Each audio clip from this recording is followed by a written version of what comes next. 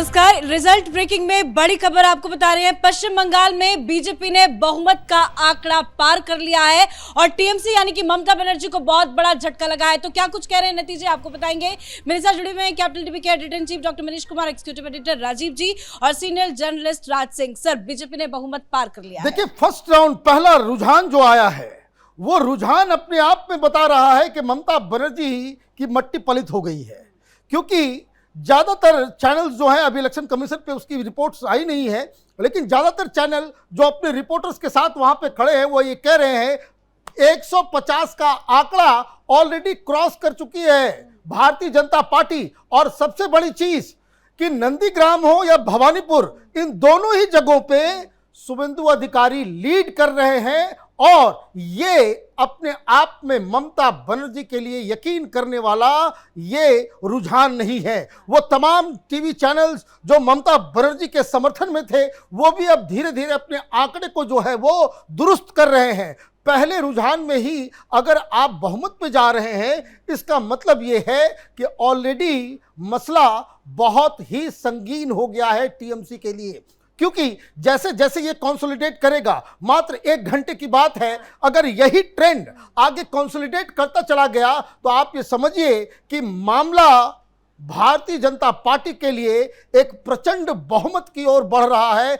ऐसा बहुत कम देखा गया कि कांटे की टक्कर दिखाई जा रही थी चीजों को, और जब रिजल्ट आता है तो फर्स्ट राउंड में ही 150 जो है आप पार कर जाते हैं। तो बड़ा ही इंटरेस्टिंग चुनाव पश्चिम बंगाल का देखने को मिल रहा है। और अभी थोड़ा सा you have to put your fingers crossed, क्योंकि 1 घंटा का भी और समय है। ये ट्रेंड कंसोलिडेट करेगा या टर्न करेगा ये सब मालूम चल जाएगा, लेकिन पहले राउंड में ममता बनर्जी बिल्कुल बौखला चुकी होगी। तो पहले ही राउंड में ममता बनर्जी को झटका लगा है। शुरुआती ट्रेंड्स में बीजेपी ने बहुमत का आंकड़ा पार कर लिया, तो ये ट्रेंड और आगे कितना बढ़ सकता है? अभी तो और आगे बढ़ेगा, क्योंकि अभी 162, 65 या 170 सीटों पर यही आसपास में ट्रेंड आ रहा है।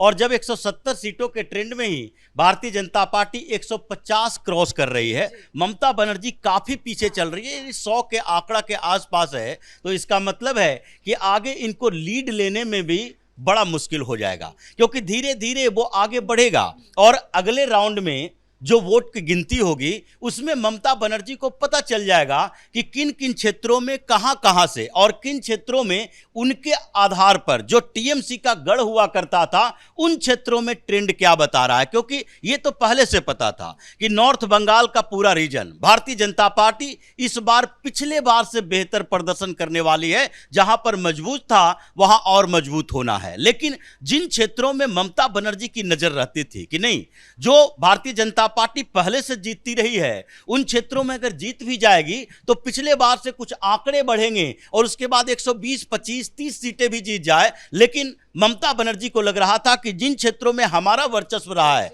यानी कि मुस्लिम बेल्ट में हमारा वर्चस्व होना चाहिए, प्रेसिडेंसी रीजन में हमारा वर्चस्व होना चाहिए, अगर उन क्षेत्रों में हम अपने आप को बचा पाए तो 150 सीटें भी जीत जाएं, 45, 48 भी जीत जाएं, तो हो सकता है हम सरकार बना लें। लेकिन अभी जो शुरुआती दौर में रुझान आए उसी से लगने लगा कि ये तो सामान्य स्थिति नहीं है, ये तो भारतीय जनता पार्टी सीधे ममता बनर्जी से 1.5 गुना ज्यादा सीटों पर लीड कर रही है। और 1.5 गुना ज्यादा का मतलब है ये धीरे धीरे बढ़ेगा। जैसे जैसे काउंटिंग और होंगे, अगले राउंड की काउंटिंग होंगे, वैसे वैसे ममता बनर्जी की धड़कनें तेज हो जाएगी कि नहीं। अब तो सरेंडर मोड में है और देखिए आधा घंटा 1 घंटा के बाद टीएमसी वाला और हंगामा शुरू कर देंगे, क्योंकि जो आंकड़े आ रहे हैं उससे टीएमसी के अंदर बौखलाहट ऐसी है कि वो मानने को तैयार नहीं होगा कि हम इतने बुरी तरीके से ममता बनर्जी के नेतृत्व में हार कर। तो टीएमसी हार तो स्वीकार नहीं करेगी, उपद्रव मचाने की तैयारी कर रही है क्या टीएमसी? वो तो खैर करना ही है, वो तो पहले से बहाने बनाए जा रहे हैं ना। ये सब स्ट्रांग रूम में जा करके ये कहना है कि ईवीएम बदला जा रहा है,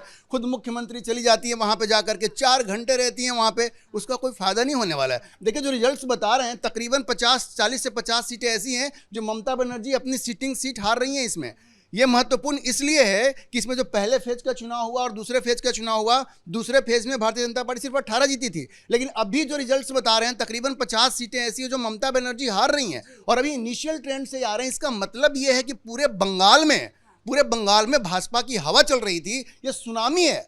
इस तरह से आप देखिए, ये बिल्कुल जिस तरह से 2011 में ममता बनर्जी ने लेफ्ट फ्रंट को बिल्कुल एकदम बर्बाद कर दिया था, वैसी स्थिति अभी आ रही है। और इनिशियल ट्रेंड ये दिखा रहा है, तो ये दिखाता है कि इस बार के चुनाव में भय बिल्कुल नहीं रहा।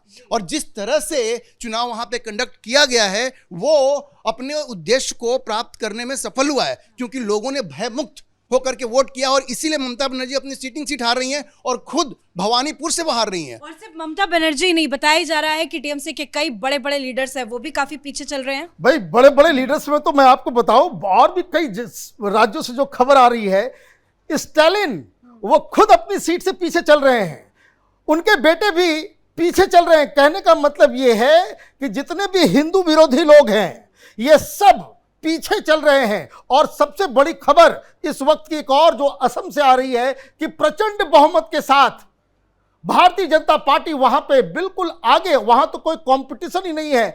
80 और 16 का आंकड़ा बताया जा रहा है, जितने जो अभी ट्रेंड्स आ रहे हैं। 80 सीटों के ऊपर 126 सीटें हैं टोटल। 80 सीटों पे भारतीय जनता पार्टी बढ़त ले चुकी है और 16-17 के आसपास जो है वो कांग्रेस पार्टी। मतलब वहां पे भी हिंदू जागृत हो गए। और बंगाल में आंकड़ों के हिसाब से अगर आप देखें कि जो ट्रेंड आ रहा है, करीब पिछले बार जो वो सीट जीती थी 80, अभी तो पूरे ट्रेंड्स नहीं आए हैं, लेकिन जितने भी अभी ट्रेंड्स आए हैं उसमें 80 सीटों का नुकसान वो ममता बनर्जी, मतलब जो पिछली बार जो 80 सीट ममता बनर्जी जीती थी, उन 80 सीटों को वो लूज कर रही हैं। It's a tsunami. और भारतीय जनता पार्टी जो पिछले बार मात्र 77 सीटें जीती थी, वो 80 सीट के लीड पे है। मतलब 70 और 80, कहने का मतलब ये है कि ऑलरेडी मामला ये जो है बड़ा ही एक साइडेड नजर आ रहा है असम के अंदर में और पश्चिम बंगाल के अंदर में। रही बात ममता बनर्जी की,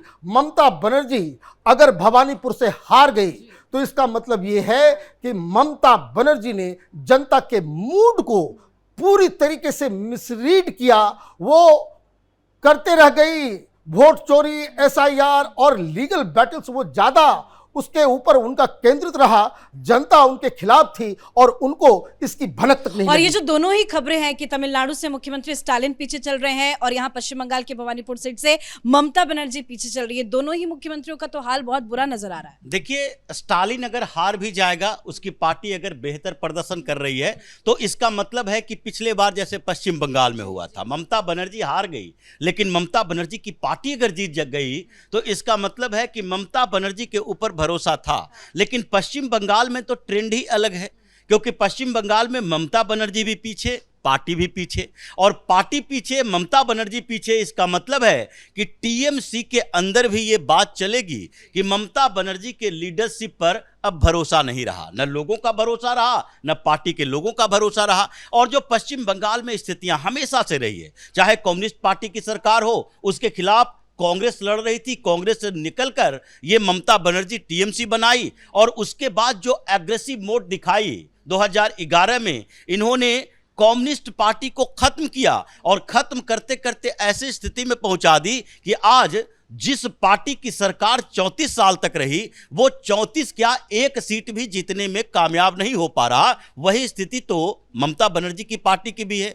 ममता बनर्जी की पार्टी अगर हारती है, उसके नेता जो सोचने पर मजबूर हो रहे हैं कि ममता बनर्जी तो अब रिप्लेस करना है, लेकिन रिप्लेस करेंगे तो फिर अभिषेक बनर्जी आएंगे, और अभिषेक बनर्जी आए इसका मतलब है कि जो ममता बनर्जी के इर्द गिर्द के लोग हैं, ओल्ड ब्रिगेड के लोग, वो तो पहले ही भारतीय जनता पार्टी की तरफ देख रहे हैं कि आगे जिसके साथ भविष्य है उसके साथ जुड़ो। यानी कि सरकार भी जाएगी और पार्टी भी ममता बनर्जी की ऐसे धाराशायी होगी जिसके बाद वो फिर से उठ नहीं पाएगी, कम्युनिस्टों जैसी स्थिति हो जाएगी। और दिख भी यही रहा है, जो शुरुआती रुझान है, जो नतीजों में धीरे धीरे तब्दील होंगे। बहुत बड़ा झटका ममता बनर्जी के लिए पश्चिम बंगाल से है। अगर पार्टी हारती है तो आगे क्या होगा? देखिए, पार्टी हारती है, आगे क्या होगा, तो ममता बनर्जी की पार्टी तो पूरी तरह से खत्म हो सकती है। क्योंकि देखिए, ये ऐसी पार्टियां जो है किसी विचारधारा पे नहीं बनी हुई हैं। लेकिन इससे पहले मैं एक चीज बता दूं, तमिलनाडु की जो बात हो रही थी, वहां से खास खबर ये है कि वहां पे TVK के विजय, वो बहुत बड़ी ताकत बनकर के उभरे हैं। तो तमिलनाडु में ये एक अपने आप में बड़ी सरप्राइजिंग चीज़ है। हालांकि एक्सिस माई इंडिया ने इसको बताया था